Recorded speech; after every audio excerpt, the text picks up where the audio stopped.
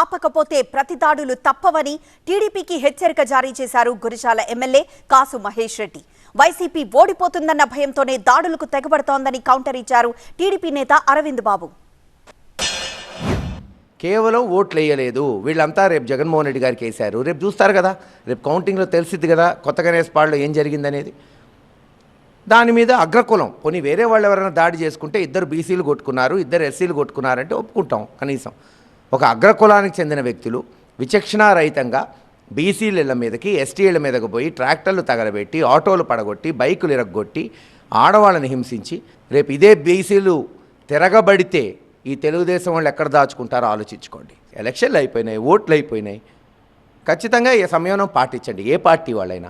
అలా కాదు తెలుగుదేశం వాళ్ళు దాడి చేస్తాం, ఏదో ఆ ఊర్లో వాళ్ళకి మెజార్టీ ఉంది, కాన్స్టిట్యున్సీలో లేదు కదా, ఒక గ్రామంలో మెజార్టీ ఉందని రెచ్చిపోతే పూర్తి నియోజకవర్గం రేపు వచ్చింది. నేను అనిల్ గారు చెప్పినట్టు రేపు కొత్త గణేష్పాడు యాదవరాజులు అందరూ వస్తే మీరేమవుతారు? ఇలాగే దాడి చేస్తే రేపు ప్రతి దాడి ఉంటుంది. అందరూ కూడా వైసీపీకి వ్యతిరేకంగా ఓటు వేస్తున్నారని చెప్పి అనుమానంతో అసహనంతో వాళ్ళు గొడవలు సృష్టిస్తున్నారు. మరి ఇదే విధంగా నర్సరావుపేటలో మున్సిపల్ స్కూల్ దగ్గర కూడా దాడికి పాల్పడ్డారు. ఇవన్నీ కూడా వైసీపీ కార్యకర్తలు కిరాయి గూండాలు వాళ్ళు చేసిన దాడులు.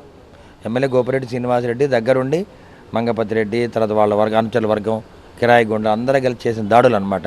నిజంగా అయితే తెలుగుదేశం పార్టీకి ఎటువంటి మాకు సంబంధం లేదు.